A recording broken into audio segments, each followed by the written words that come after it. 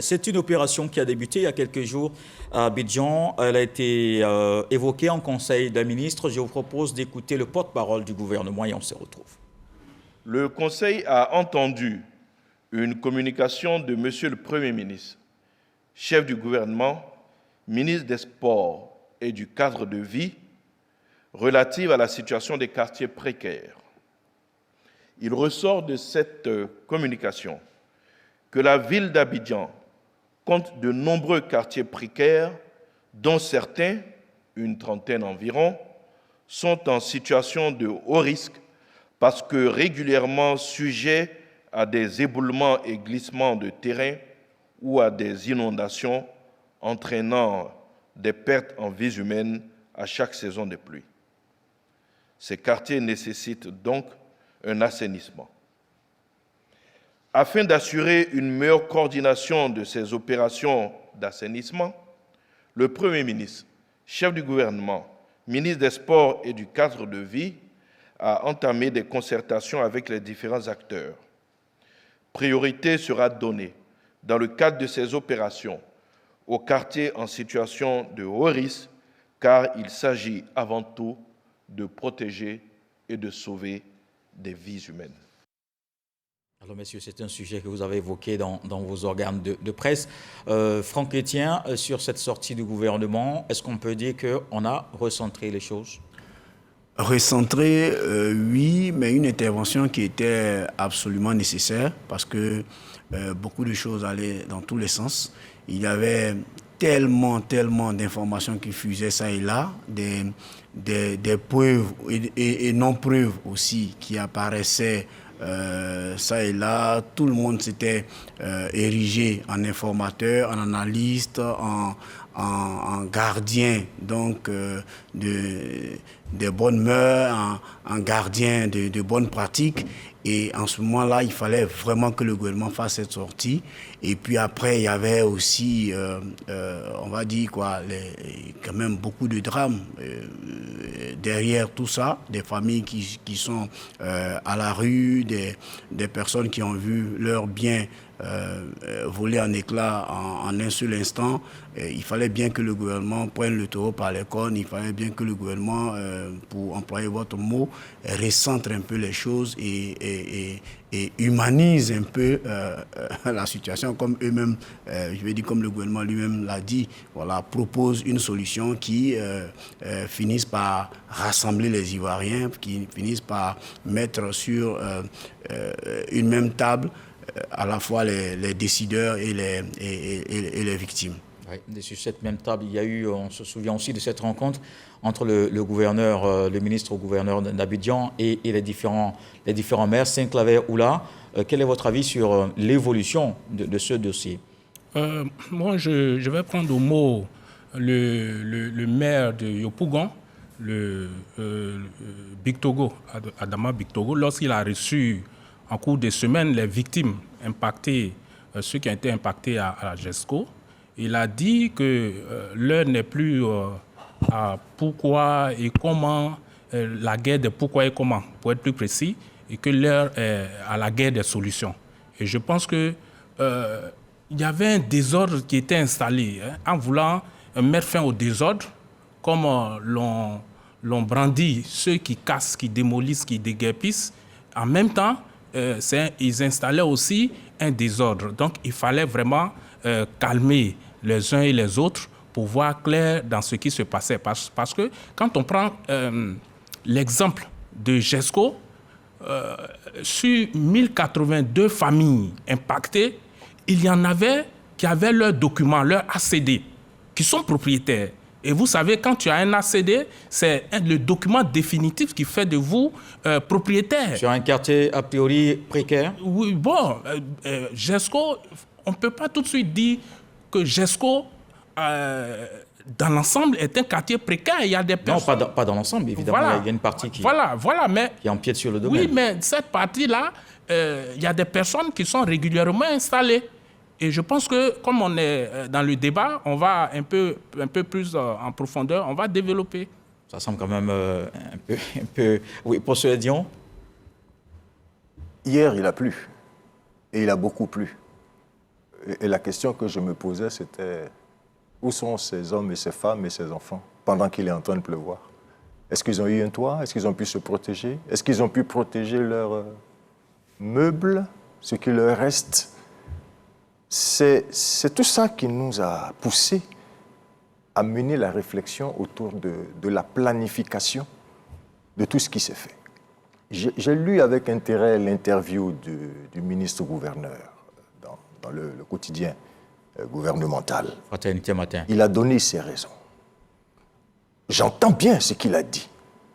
Mais là, il l'a communiqué. Et la communication était bonne. C'est pour ça qu'on demandait qu'au départ, il y ait une communication sur ce qui allait se faire, pour donner un sens à la planification. Vous voyez, je crois que c'est Benjamin Franklin qui a une pensée très intéressante. Il dit, celui qui échoue à planifier, il planifie déjà son échec. Je suppose qu'il y avait toute une planification pour qu'on y arrive. Qu'est-ce qui s'est passé entre-temps pour qu'on ait le sentiment d'un tel désordre? Alors, moi, j'ai vu, comme tous les journalistes, comme tous les analystes, premièrement, une sorte de non-respect des normes. Il y a eu assez de débats là-dessus. Il y a eu, pour moi, une question de méthode. Personne ne remet en cause la nécessité de l'embellissement d'Abidjan ou d'une grande cité comme Abidjan. Personne ne remet en cause le principe même de l'assainissement du territoire du district. Mais la méthode était tellement brutale. Il y avait un tel manque de solidarité et un tel manque d'humanité. Et pour tout vous dire, j'avais l'impression, quand j'ai vu les députés de Yopougon au départ et d'autres après, aller voir le ministre-gouverneur pour attirer son attention sur le drame qui se passait, mais qu'on était obligé d'aller expliquer à un humain la nécessité d'être humain avec les humains. C'est l'impression désagréable que j'ai eue, alors qu'il ne s'agit pas de ça. Comment nous sommes solidaires avec tous ces gens qui ont été déguerpis, parce qu'on n'est pas à Gaza, ce n'est pas un bombardement massif. Comment nous manifestons notre humanité? Et j'ai été très heureux que le gouvernement ait repris ces deux mots importants, solidarité. Et ils ont dit humanisme, nous on a dit humanité. Et j'espère que les mesures seront prises pour que ces deux axes qui préservent la dignité du citoyen et de l'homme puissent être préservés. Oui, justement, pour terminer sur la solution du gouvernement, il y a, selon le porte-parole du gouvernement, un site à Sangon de 1000 logements pour les déguerpis. Il en a parlé dans son message lors du Conseil des ministres la dernière fois. Alafé Wakili. Moi, je dis que l'émotion a baissé un peu. Ce que je note, c'est que la solidarité et l'humanisme, c'est avant, pendant et après. La solidarité et l'humanisme, c'est refuser les conditions de vie dans lesquelles ces populations sont tous les jours. La solidarité commence là-bas. C'est-à-dire, avant l'action du ministre-gouverneur, on doit être solidaire pour être révolté. On doit faire appel à l'humain en nous pour agir, pour améliorer le cadre de vie. La solidarité avant. C'est là-bas que la solidarité commence. Et alors qu'on peut penser qu'il n'y a pas de solidarité à la base, l'humain, l'action du ministre-gouverneur, l'action de l'État commence là-bas avec la solidarité, avec l'humanisme. Et c'est ce que le gouvernement et le chef de l'État rappellent, car d'autres n'ont voulu retenir que la solidarité et l'humanisme au moment de casser. Avant même d'aller à cela, décider même d'agir pour améliorer l'embellissement, pour améliorer l'assainissement, pour améliorer le cadre de vie, c'est là que la solidarité et l'humanisme commencent. Car ne rien faire, c'est ne pas être solidaire, ce n'est pas être humain. Il était important de le rappeler en déplorant les dérapages, en déplorant ce qu'on peut appeler des bavures, en déplorant les conséquences qui ont pu intervenir et pour lesquelles des solutions sont en train d'être trouvées. Et comme l'a dit Saint-Claver Oula, le maire de Yopougon, a dit qu'il est temps de faire la guerre des solutions. Au-delà de la polémique, trouvons les solutions. Le sentiment qu'on a eu, c'est qu'à certains moments, certains ont tenté d'envenimer la situation, d'insister tellement sur ce qui n'allait pas, qu'on a oublié qu'il fallait agir pour que les choses soient meilleures. On avait l'impression que la vie en thé pour tout le monde était meilleure et que c'était bon. Alors, c'est ça le problème. C'était ça le manque de solidarité. C'était ça le manque d'humanité et d'humanisme. Et il est important, je pense, tout en déplorant ce qu'il y a pu avoir comme abus, comme dégâts et conséquences, d'interpeller nos consciences sur ce type de situation pour dire, maintenant que ça s'est calmé, qu'est-ce qu'on fait pour la suite? Comment nous mobilisons-nous pour les 30 sites qui restent? Comment on le conduit avec davantage d'humanisme et d'humanité, en songeant aux dégâts que la pluie aurait pu faire à ceux qui ont été déguerpis, mais à ceux qui sont encore là, qui ont pu subir des désagréments aussi par la pluie d'hier. Ils sont encore là, ils n'ont pas encore été touchés. Et par le passé, la pluie créait des dégâts. Dieu merci, tout se passe bien pour l'instant, mais à nous aussi d'agir sans toujours nous en remettre à Dieu. Oui. Et là où je suis pertinemment d'accord donc avec M. Alafé et sur la question donc de l'émotion et de l'instrumentalisation de l'émotion.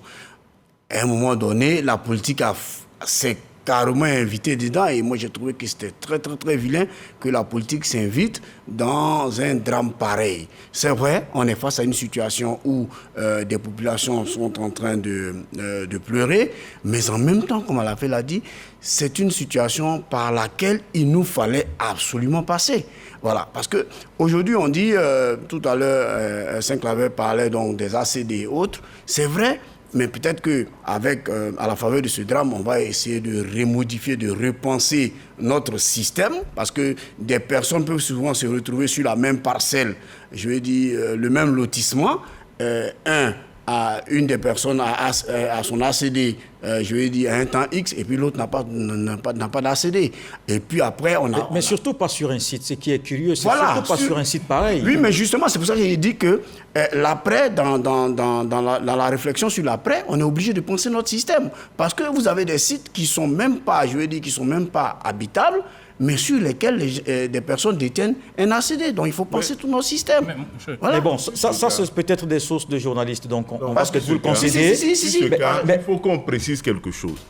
Le député Assalé Tiemoko, qui a été en point dans la recherche de l'information, a évoqué un document à un moment sur lequel il n'est pas revenu. Il est possible que les gens aient eu leur ACD régulièrement. Voilà. C'est possible. Ça peut ne pas être fraudulé. Mais il y a une nouvelle donne, c'est que depuis 2012, le gouvernement a pris un décret pour déclarer zone d'utilité publique les abords de l'autoroute Abidjan-Yamsokro et autoroute Abidjan-Grand Bassam. À partir de 20 mètres, 60 mètres, 100 mètres, jusqu'à 500 mètres, sur certains axes, des mesures ont été prises et il a été dit que ceux qui ont des ACD, qui ont des droits sur les espaces, seront dédommagés. Donc, il est possible que des ACD aient pu être délivrés sur certains endroits, comme on a vu pour Bassam. Lorsqu'il y a eu les déguerpissements, on a même un confrère qui a été concerné. Des solutions ont été trouvées pour lui. Et puis, donc, il est possible que les gens aient eu des projets immobiliers qui aient eu des ACD. Et donc, dans le cadre de l'action, il est important de recenser ceux qui ont les droits et puis d'envisager comment les dédommager. Il n'est pas question de remettre en cause la régularité ou la validité des documents. Ça peut avoir existé, mais c'est la combinaison des tests réglementaires qui permet de comprendre une situation. Et on peut déplorer que certains aient occulté certains tests réglementaires pour s'en tenir aux droits de propriété uniquement, en oubliant qu'il y avait des bases légales pour lesquelles il était possible d'agir. Oui, Saint-Claver, je souhaite qu'on parle des solutions, justement. Oui, bien sûr. C'est d'ailleurs vous qui avez en parlé tout à l'heure. Bien sûr, je parlais des solutions et je me suis appuyé sur la sortie du maire de Yopougon. Mais tout ce qui est évoqué ici, je pense que le professeur, il a dit tout à l'heure, il a parlé de méthode et puis il a parlé de communication. J'ai écouté DG Alafé, il a parlé de nouvelles dispositions par rapport à à la situation d'un certain nombre de terrains. Mais il aurait fallu communiquer et il aurait fallu avoir de la méthode. Et le maire de Yopougon quand il y a eu les premières casses, il a réagi. Et je pense que sa réaction et la rencontre qu'il a eue avec le ministre-gouverneur, c'était en quelque sorte une brèche qu'il ouvrait pour amener le ministre-gouverneur et les maires et autres à s'asseoir pour discuter. Ce qui s'est fait après coup, ça aurait dû être fait depuis longtemps, et puis aller vers les populations, échanger avec elles, les amener à accepter la situation d'irrégularité dans laquelle elles se trouvent pour ensemble trouver des solutions, les solutions qui devaient être trouvées depuis en amont. C'est ce qui devait être fait. Est-ce que c'est possible, d'avoir le consentement? Justement. Oui, mais il faut, écoutez, il faut y aller. Il faut communiquer, il faut avoir de la méthode. Parce que ce qu'il ne faut pas ignorer aussi, c'est que nous sommes dans un pays où la pauvreté est à un certain niveau. Nous sommes dans un pays où il y a la cherté de la vie n'est pas à occulter. Donc aujourd'hui, il y a des populations qui survivent, qui font tout. Donc il ne faut pas ignorer cela. Ces populations-là sont à la recherche des solutions pour vivre. Donc c'est des faits. Vous allez réagir, Franck Etienne. D'abord la parole. Personne ne veut rester dans une pareille situation. La parole d'abord à Procédion, qu'on n'a pas vraiment entendu, surtout sur les solutions. À l'avenir, qu'est-ce qu'il faut faire selon vous? Comment on reprend tout ceci, mais avec ce que vous avez dit, solidarité, humanité? Il faut planifier. J'ai envie de dire ça tout simplement, il faut planifier. Planifier, ça veut dire quoi? Ça veut dire que nous savons que nous allons détruire tel site parce que c'est nécessaire de le faire. Qu'est-ce que nous faisons en amont? Est-ce qu'il y en a qui sont propriétaires de terre? Qu'est-ce qu'on leur offre en retour pour qu'ils ne restent pas sur ces sites qui ne sont pas viables, par exemple? Ceux qui n'ont pas de terre, qui sont venus s'agréger, qui sont venus habiter, qui en font un bidonville, très dangereux, mafieux parfois. Je l'ai lu dans l'interview du ministre-gouverneur. Et il n'a pas tort aussi. Tout cela, comment, du point de vue de la solidarité, on est dans la Côte d'Ivoire solidaire, ce n'est pas moi qui ai inventé le mot, du point de vue de la solidarité, du point de vue de l'humanité, comment nous faisons pour qu'ils soient relogés ailleurs, mais dans des conditions minimales. C'est tout. Mais il faut accompagner ça de communication. Les hommes ne sont ni des animaux, ni des objets. On peut obtenir beaucoup des hommes avec la communication. Maintenant, après, vous trouverez toujours des gens, pour ne pas tenir compte de la sensibilisation de tout le reste, ça se gère avec de la répression. Mais ceux qui sont audibles, ceux-là, il faut leur proposer quelque chose. Et la communication, pour moi, est fondamentale. Pour revenir sur ce que disait Alafé, le communiqué du gouvernement, d'après ce qu'on a entendu dire, le chef de l'État dit solidarité et humanisme, et il continue pour préserver la paix civile. Il le sait, c'est important. C'est pour ça que la politique, il n'y a pas de politique s'il n'y a pas gestion des émotions des hommes. Non. La politique, c'est la gestion des émotions des hommes. Vous savez que si vous cassez des maisons, des gens vont réagir et qu'il y a des groupements, associations politiques, partis politiques qui vont récupérer cela pour dire que... Mais ça, c'est tellement naturel et logique qu'on ne peut pas dire pourquoi cela, ils récupèrent, pourquoi ils condamnent. À la place de ces partis politiques, qu'aurait fait le parti au pouvoir s'il était dans l'opposition? Exactement la même chose. Donc ça, on est vraiment dans le domaine politique, mais ce sur quoi nous insistons désormais, c'est la communication, c'est la méthode, c'est l'approche, parce qu'il s'agit des hommes qui ont des droits et il faut préserver le...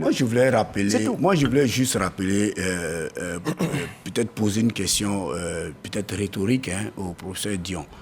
Alors, est-ce qu'il a entendu parler du plan de restructuration de GESCO? Est-ce qu'il a entendu parler des dédommagements des populations de Boribana qui étaient au niveau de l'emprise, qui étaient logées au niveau de l'emprise du 4e pont?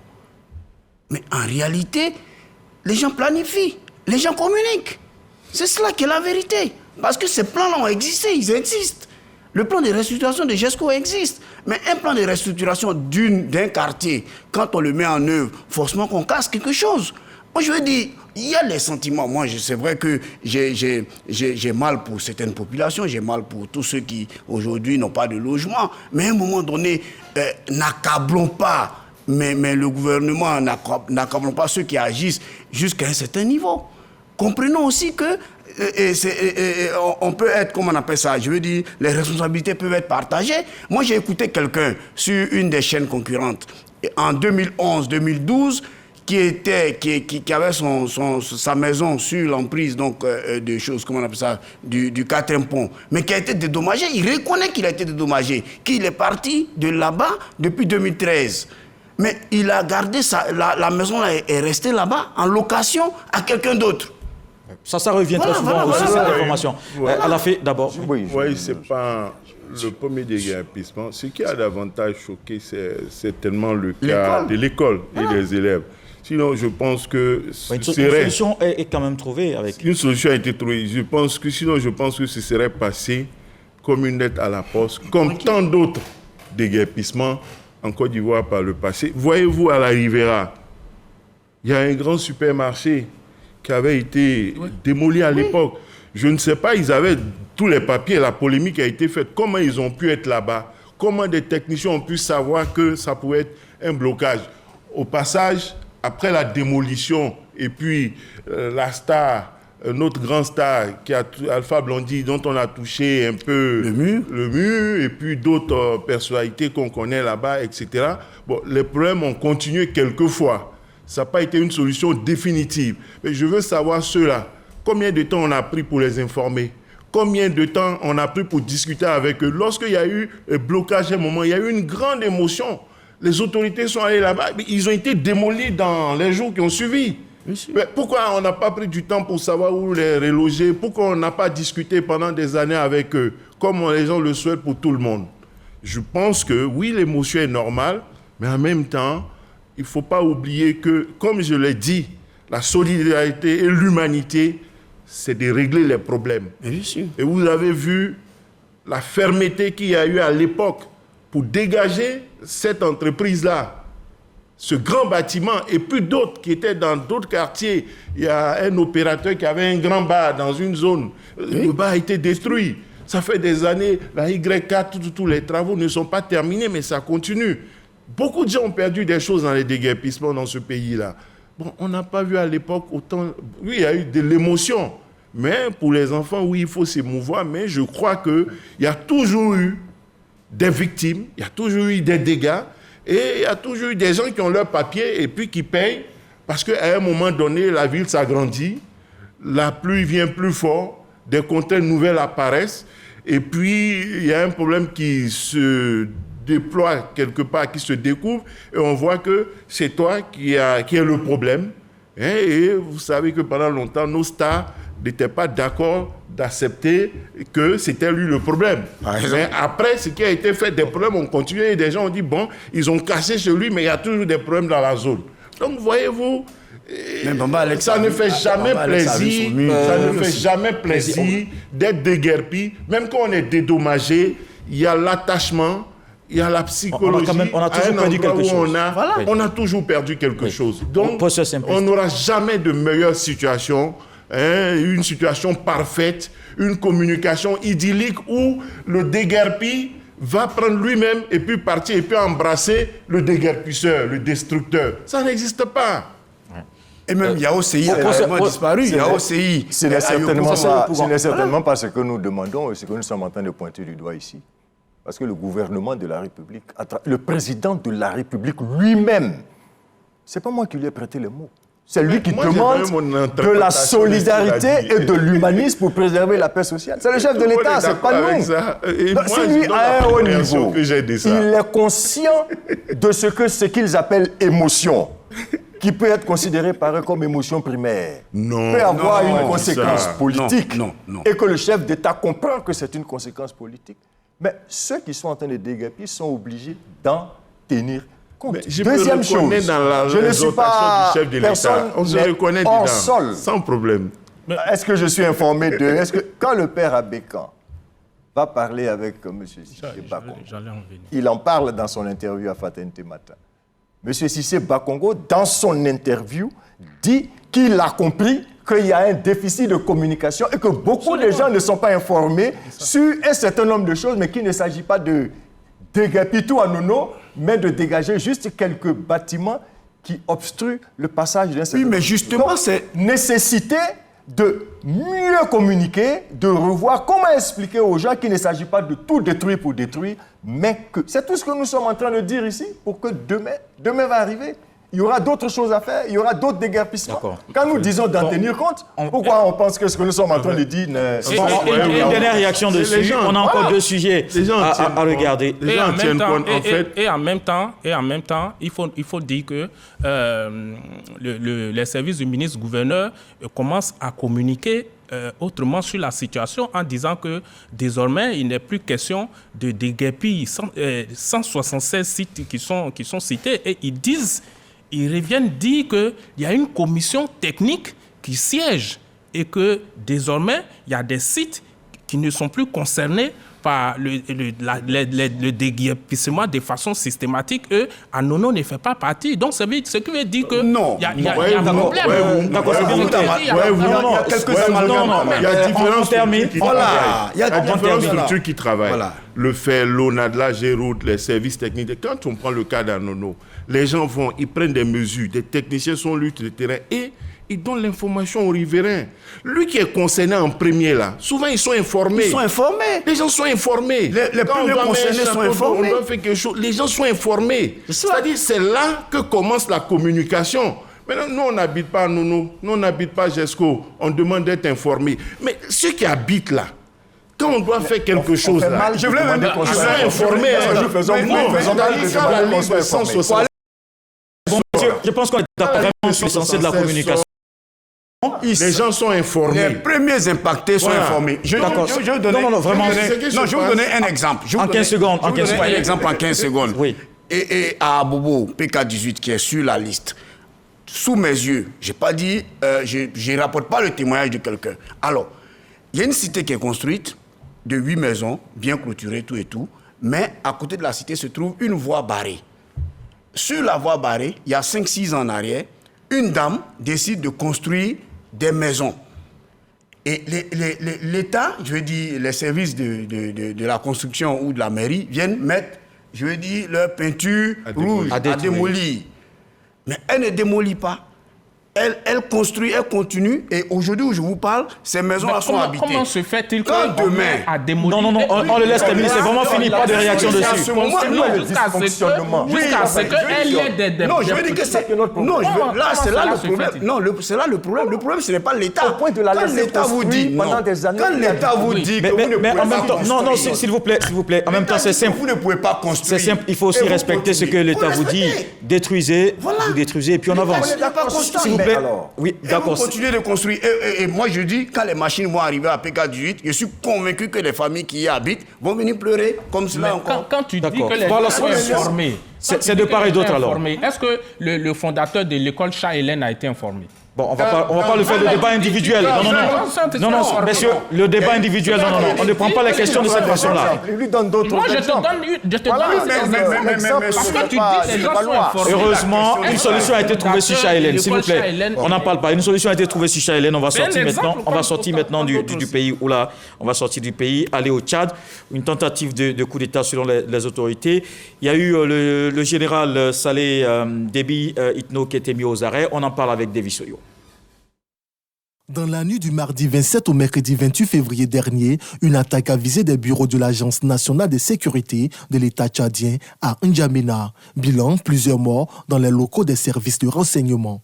Le gouvernement tchadien accuse des éléments du Parti socialiste sans frontières, PSF, dirigé par l'opposant Yaya Dillo. Yaya Dillo Djerou, figure de proue de l'opposition, a également trouvé la mort lors d'un raid mené au siège de son parti par les forces de sécurité en représailles à l'attaque des services de renseignement. Yaya Dillo était également soupçonné par le gouvernement d'être à la base d'une tentative d'assassinat du président de l'Assemblée nationale. Ses partisans dénoncent un assassinat politique à l'approche de la présidentielle 2024. Dans le paysage politique tchadien, le décès de Yaya Dillo fait l'effet d'un tremblement de terre. Alors, messieurs, il y a une autre situation donc, au Tchad. Ces derniers temps, ça a quand même évolué. Mais les tentatives de coup d'État, il y en a eu quand même ces dernières années dans ce pays. Franck Etienne, est-ce que vous comprenez quelque chose à la situation tchadienne?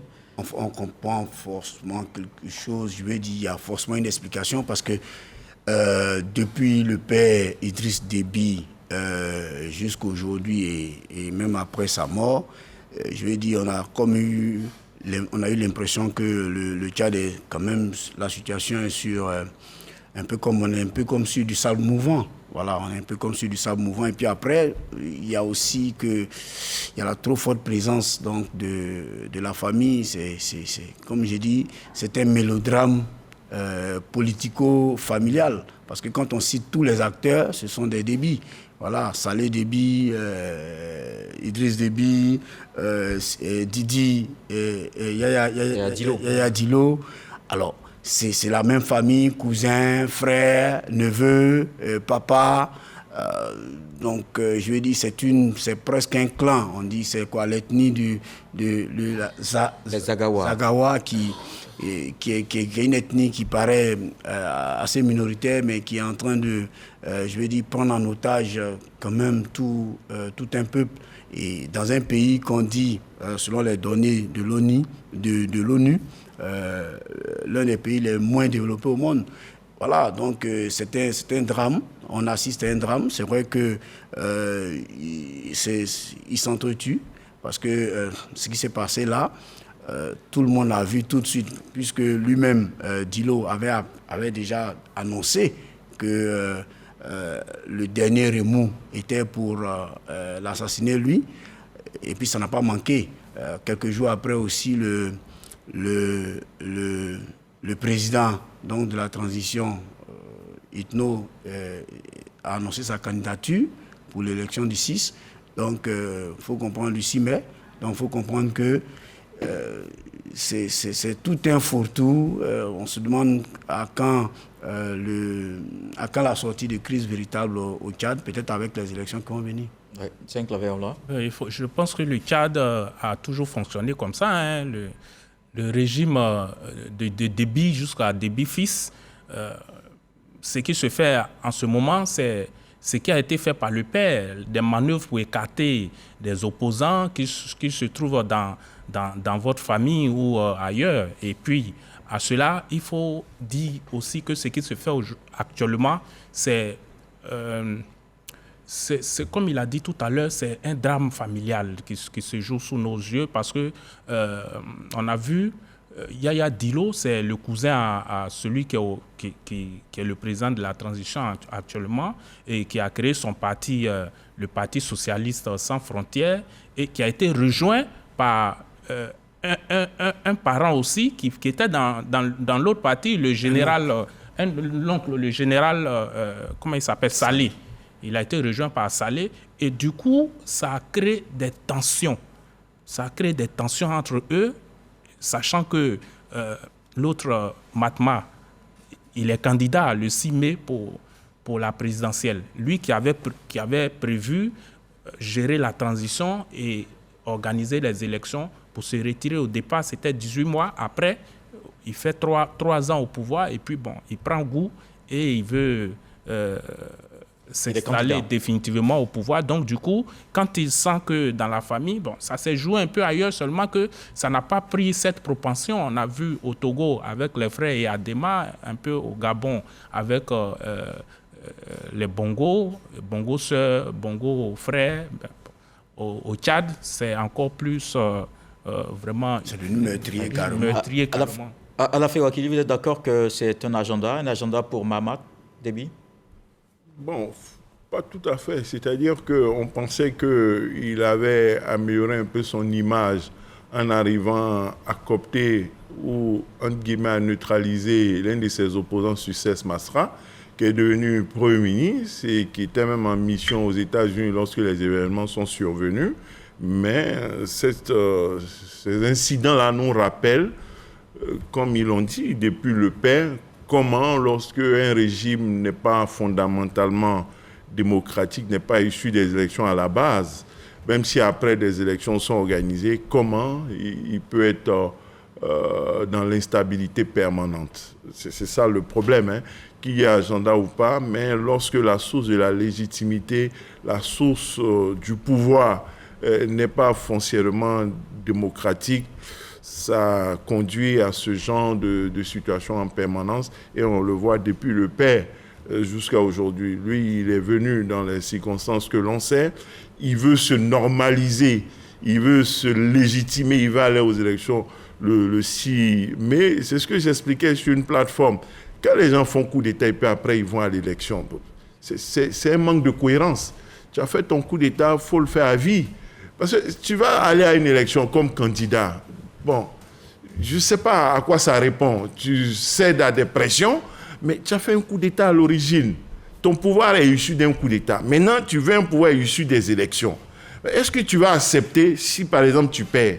Ils vont plutôt créer les conditions pour s'incruster, s'installer. Et demain, est-ce qu'ils vont accepter les règles démocratiques qu'ils ont confisquées, auxquelles ils ont mis fin en faisant un coup d'État? Après lui, son élection, il faut élire les députés, il faut élire les maires. Or, actuellement, la loi est faite par une transition dont il a nommé les membres. Après, il ne peut plus nommer des gens qui font la loi, les députés vont être élus petit à petit. L'élection qu'il veut faire pour être consolidée, au contraire, c'est se faire arracher petit à petit son pouvoir. Il va se faire élire le 6 mai, mais dans 5 ans, après, ça finit, les gens sont élus, les gens font aux élections, et petit à petit, on comprendra que bon, la source du pouvoir, ce n'est pas les armes, c'est le peuple, et au fil des années, il se fragilise jusqu'à ce que quelqu'un d'autre vienne faire un coup d'État. La solution, éviter les coups d'État. On aura l'occasion d'en parler concernant le Sénégal. Oui. Simplice Dion. C'est l'Afrique. Hein. On est dans la démocratie cosmétique, ou bien dans le cosmétisme démocratique. C'est-à-dire que les pratiques et les mentalités sont moyenâgeuses, mais on met un vernis démocratique avec un certain nombre de lois, comme il dit là, pour se donner une légitimité démocratique. Mais oui, avec le Tchad, on est dans un pouvoir dynastique, un pouvoir clanique, traditionnel. Et vous n'y pouvez rien. C'est une famille issue d'un clan, d'une tribu. C'est un État tribal, le Tchad, comme beaucoup d'États en Afrique. De sorte qu'au sommet de l'État, cette place-là est réservée à un membre de la famille. Vous voyez, avant la mort du père et à sa mort, même dans la famille, il y a eu plein de querelles pour voir qui prendrait sa place. Et même qui l'a tué. Bon. Et donc, celui qui est là aujourd'hui a réussi à s'imposer par la force. Une fois qu'il s'est imposé par la force et qu'il doit se donner maintenant ce vernis démocratique, ben, il me semble qu'il faut maintenant qu'il élimine les adversaires les plus sérieux, issus de la famille, puisqu'à l'extérieur, les autres ont compris que le combat est inégal. Au point où l'opposant attitré est devenu Premier ministre. Donc lui, il se met de côté déjà. Alors, comment il règle ça au niveau de la famille? Comment il s'impose? Comment il prend tout l'héritage familial dans la logique dynastique de la gouvernance du Tchad? Voilà ce qui se joue aujourd'hui. Ce que je voudrais ajouter, c'est que sur le plan international, ce que le père Déby a réussi à faire, c'est qu'il a réussi à, comment je vais dire ça, à indispensabiliser le Tchad. Il a rendu le Tchad tellement indispensable et tellement incontournable dans le jeu géopolitique et stratégique que même les alliés aujourd'hui, qu'ils soient États-Unis, qu'ils soient France, en tout cas qu'ils soient Occident, ont de la difficulté à dire un mot, mais parce qu'ils ont besoin d'un homme fort au Tchad pour garantir leurs intérêts géostratégiques. Alors, en éliminant ainsi les potentiels adversaires politiques, en pensant à Yaya Dillo, évidemment, qui perd la vie, c'était l'homme le plus sérieux. On estimait justement que le général arrêté était un soutien de Yaya Dillo. À la fois financier. La route est libre pour Mahamat. Et maintenant, qu'est-ce qui va se passer selon vous? Mais justement, c'est ce que Alafé a dit. Ce qui va se passer, c'est qu'il va légitimer, je vais dire, son pouvoir, mais cette légitimité va s'effriter. Voilà, au fil des années. Parce que, je ne sais pas, je ne me rappelle plus lequel des présidents, je ne sais pas si c'est au Burundi, qui dirige avec une assemblée nationale qui ne contrôle pas. C'est cela. Et dernièrement, je ne me rappelle plus bien. Alors, il va peut-être après l'élection présidentielle, quand ils vont aller élire donc les députés, certainement qu'il va se retrouver avec une assemblée nationale qui ne va pas contrôler. Et au bout de 2, 3, 4 ans, il va se rendre compte que c'est difficile de rester, je veux dire, de doter le treillis pour la veste. Et certainement qu'il va faire revenir peut-être les vœux de mots sur lesquels s'est appuyé son père. et certainement faire 30 ans aussi, certainement, peut-être avec un peu plus de cruauté. Saint-Claver. Oui, là, il s'offre carrément un boulevard, hein, parce que Yaya Dillo, qui n'est plus présent sur le terrain politique, l'autre Salé, qui est mis complètement sous les teignoirs, à qui on a coupé tous les vivres, et puis Succès Nasra, qui est désormais avec Mahatma, et qui, lui, ne fait que prôner la réconciliation. Il n'a que ça à la bouche. Donc, c'est carrément un boulevard qui s'est offert. Donc, il ne faudrait pas être étonné que le 6 mai, il soit élu, qu'il est, pour avoir une certaine légitimité vis-à-vis des partenaires, et qu'on dise que c'est le président de la République qui s'est fait élire de façon légale, et avec qui on traite, lui, son gouvernement, avec, comme il a dit tout à l'heure, déjà l'a fait, des députés issus des élections. Mais en fait, c'est vraiment un vernis. Tout ça, c'est un vernis politique qu'on utilise pour se donner une certaine image vis-à-vis des partenaires, vis-à-vis d'un certain nombre de personnes. Voilà. Oui, d'accord. Alors, justement, ce qu'il faut rappeler, c'est que Yaya Dillo aussi avait rejoint le gouvernement quand il a quitté le maquis. Aujourd'hui, c'est Succès Masra qui est venu donc à un tandem à Succès, peut-être. Mais est-ce que finalement, Succès Masra ne va pas quitter le gouvernement comme Yaya Dillo l'a fait? Non, pour l'instant. Je pense qu'il va continuer dans ce partenariat, si on peut dire. Et puis, permettez-moi de dire que dans tous les cas, Yaya Dillo n'aurait pas pu empêcher le plébiscite qui s'annonce le 6 mai. Et c'est parce qu'il a estimé avoir mis en place le dispositif pour se faire légitimer qu'il a lancé le mouvement avec le référendum, adopté la nouvelle constitution, etc. et puis l'élection.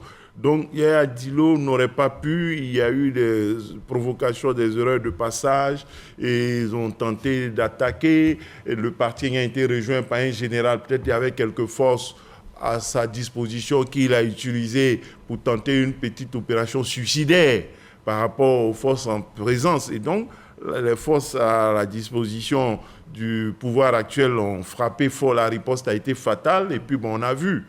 Donc, cela dit, Succès Masra, c'est dans moi je peux dire, une collaboration, un partenariat qui peut être durable. Il va se faire élire, l'autre, 1 an, 2 ans, et lui, dans son calcul, et qui, pour moi, n'est pas très intéressant parce qu'on a le Mamad Déby qui est jeune.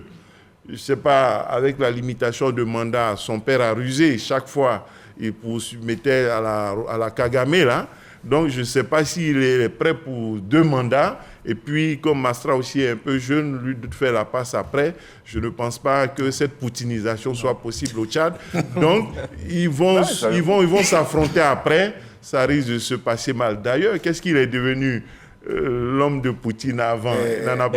Medvedev. Il est sorti du jeu. Il est devenu un vice-président d'une assemblée qui est connu pour cette déclaration incendiaire, qui n'a plus d'impact, qui en a peut-être plus maintenant que lorsqu'il était chef d'État. D'accord. Alors, messieurs, une autre situation au Sénégal, c'est aussi inquiétant. Le Sénégal qui a tenu un dialogue national pour proposer le 2 juin comme date de la présidentielle, mais évidemment, une bonne partie de l'opposition n'est pas d'accord. On regarde cela avec Davis Oyo et on se retrouve. Le 2 juin pourrait être la date de l'élection présidentielle sénégalaise, une date proposée par les participants au dialogue national initié par le président sortant Macky Sall. Ce nouveau rendez-vous de la présidentielle sénégalaise est le fruit de 48 heures d'échange à huis clos à Diamniadio, ville située à une trentaine de kilomètres de Dakar. La nouvelle proposition sera transmise au président de la République le lundi 4 mars prochain afin qu'il convoque le corps électoral. Pas décret. Le Conseil constitutionnel sera également saisi pour son arbitrage. La mesure ne fait pas l'unanimité chez les radicaux, l'opposition et une frange de la population. Pour les observateurs, cette nouvelle date semble être la solution pour mettre fin à la crise politique qui secoue le Sénégal. Les plus sceptiques laissent entrevoir une énième manœuvre du président Macky Sall pour se maintenir au pouvoir malgré sa décision de quitter ses fonctions le 2 avril prochain. Pour d'autres, le feuilleton de la présidentielle n'a pas encore fini de livrer ses secrets. Oui, évidemment, c'est un feuilleton qui dure. Alafé Ouakili avait déjà donné le ton en disant que le Sénégal aussi, l'intégration, on est bien curieux de savoir son avis sur ce qui se passe au pays de la Teranga. Moi, je dis que, moi, je n'aime pas souvent insister sur pourquoi et comment. Ce que je constate, c'est qu'il y a problème. On peut dire, oui, le président Macky ne devait pas ou bien devait agir en intelligence avec le Conseil constitutionnel depuis le départ. Oui, ça n'a pas été fait. Aujourd'hui, il y a une situation, il faut des solutions. Quelle est la solution? Je constate que lui, son groupe a fait preuve de concession. On n'est plus au 15 décembre, on vient à l'élection au 2 juin. C'est une concession. Et je demande, je souhaite que ceux qui exigent forcément l'élection le 2 avril fassent avant aussi le 2. Avant le 2 avril, fassent aussi une concession, de mon point de vue, et acceptent le 2 juin. Parce qu'il y a déjà, c'est vrai, il ne devait pas reporter. Il ne devait pas reporter, c'est vrai, mais il a fait. Et le Sénégal ne doit pas brûler pour ça. Et le Sénégal doit continuer d'exister. Et le Sénégal ne doit pas aller à l'aventure pour aller à un coup d'État pour cela. Alors, on fait quoi? On recule, on n'arrive plus au 15 décembre, on dit le 2 juin. Est-ce que c'est trop demandé au Sénégal? Est-ce que c'est trop demandé à la vraie mère de l'enfant, à tous ces Sénégalais qui aiment le Sénégal, à tous ces Africains? Est-ce que c'est trop leur demander d'agir pour ne pas faire dépecer l'enfant, pour ne pas faire découper l'enfant sénégal en allant dans une violence sans arrêt et en allant à un coup d'État? Donc, le commentaire que je veux faire, c'est de lancer un appel à la classe politique, à l'ensemble des Sénégalais, à tous les amis du Sénégal, pour arriver à une concession. D'autant plus que dans le lot des concessions, le président Macky Sall dit, moi, le 2 avril, mon mandat est fini, je pars. Il ne faut pas que le Sénégal sombre pour cela.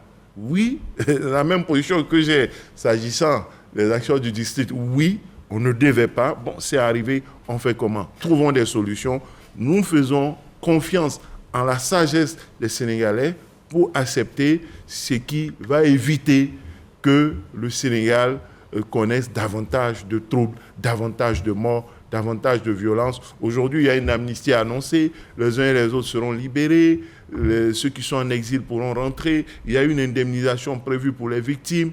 Oui, les morts ne pourront pas être réveillés. Les douleurs des familles ne pourront pas être réparées.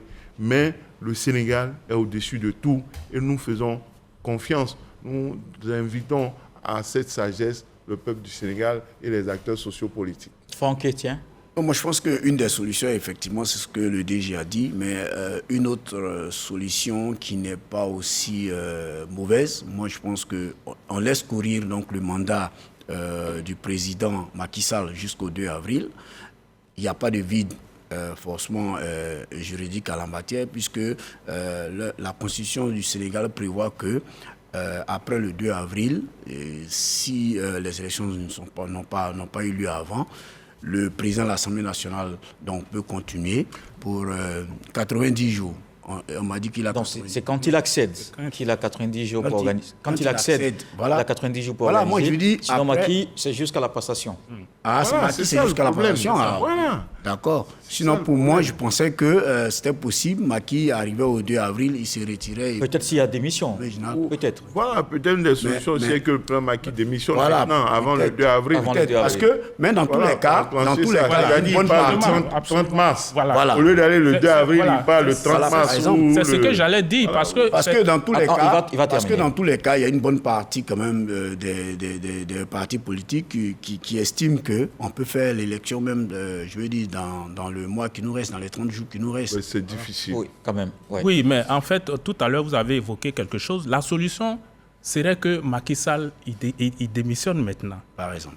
Voilà. Par exemple, il démissionne maintenant pour enclencher un processus. Oui, peut-être. Pourquoi Sinon, il va le 2 avril au lieu du 15 mars? Sinon s'il attend jusqu'au 2 avril, voilà. Ben, il laisse le Sénégal dans quelle situation?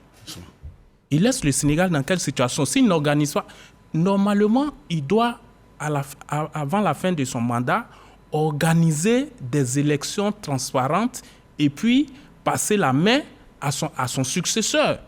Mais s'il laisse le Sénégal dans une situation de crise, crise institutionnelle, crise politique, instabilité et autres, c'est une haute trahison.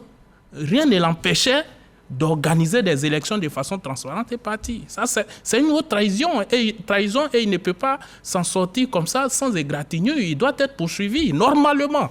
Sortons d'abord de la situation.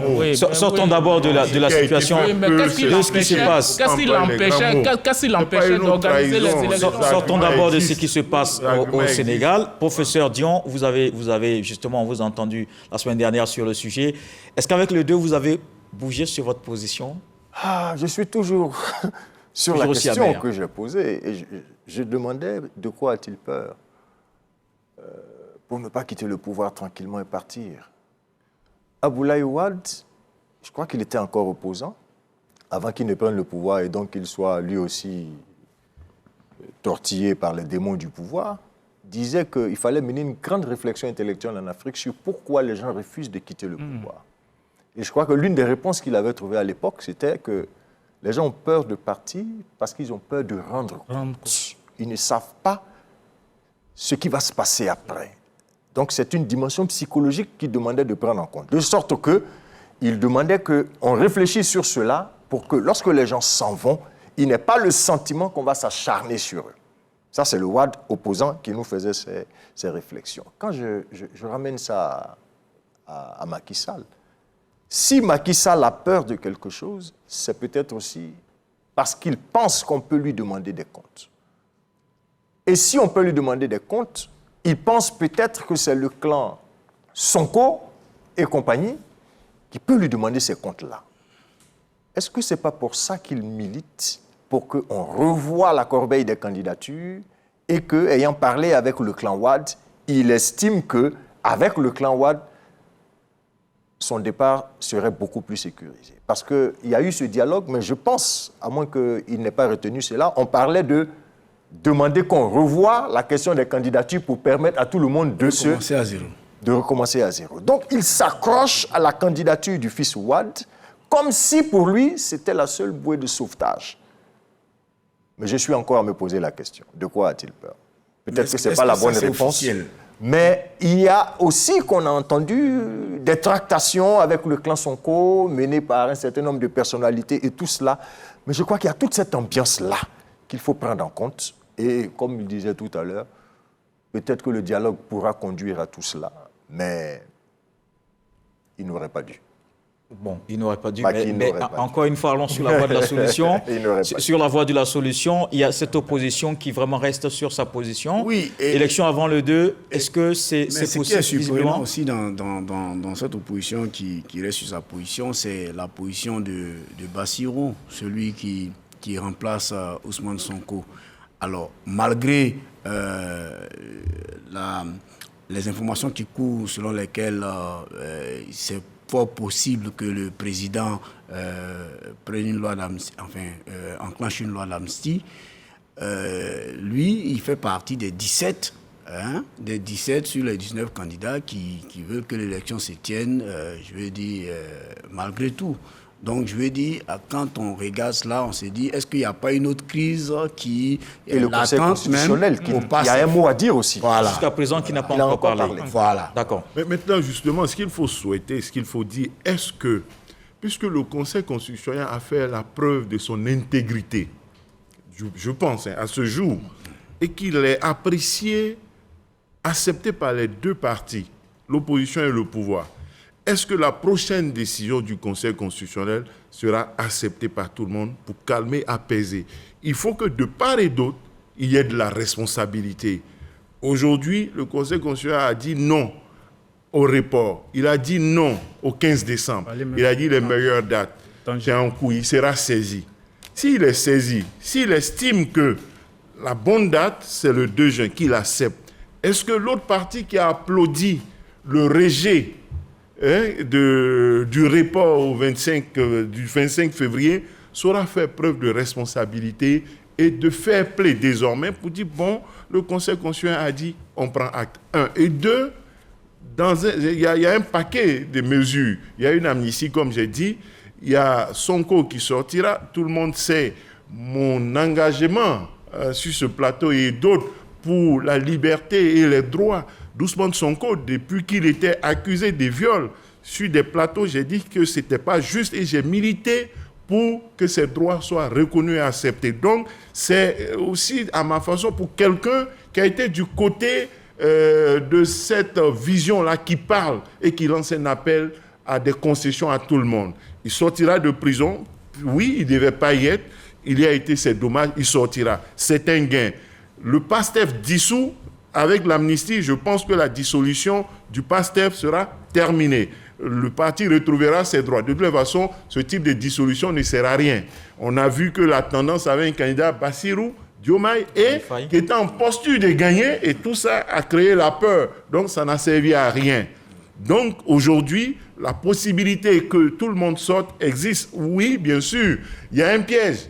Ouais, est-ce que Sonko, sorti de prison, continuera de dire on a un candidat, c'est un combat, c'est une vision, ce n'est pas un combat pour Sonko, allons-y avec Bassirou. Est-ce qu'il le dira ou bien est-ce que le peuple des militants dira non, notre leader est sorti, le grand leader est sorti, c'est lui on veut et Bassirou pourra se retirer lui-même. Mais s'il se retire, qu'il écrit au Conseil constitutionnel, comment on fait pour accepter la candidature de Sonko? C'est tout ça les concessions. Et ce n'est pas tout, la candidature de Karim Wade aussi, puisqu'on rabat les cartes. Donc, on rabat les cartes, la candidature de Karim Wade.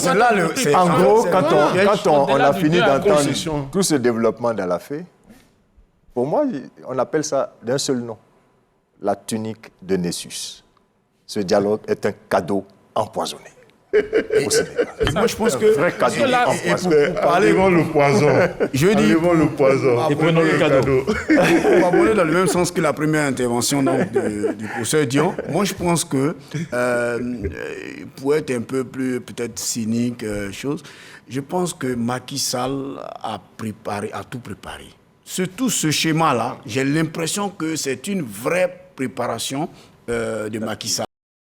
Il savait que son poulet en lui ne pouvait pas faire le poids et qui a qui ne pouvait pas faire le poids et qui a joué vraiment surtout. Il savait qu'on allait aller à un dialogue, il savait qu'on allait. Le même, il n'a pas changé. Oui, il n'a pas changé, mais en même temps, on dit dans les coulisses. On dit dans les coulisses qu'il discute. Il ne parle plus trop de lui. Avec les gens, il ne parle plus de lui. C'est périlleux aussi ce jeu. C'est le schéma, le schéma qui a eu lieu au Congo. En RDC, c'est ça ne peut pas être prémédité jusqu'au bout. Il y a des cartes qui lui ont échappé, il faut le dire. Et je ne pense pas qu'il ait pu manipuler le Conseil constitutionnel présumé de ce qu'il dirait et puis faire reculage jusqu'au 2 juin. Il y a des paramètres qui lui ont échappé. Tout n'a pas été totalement prémédité.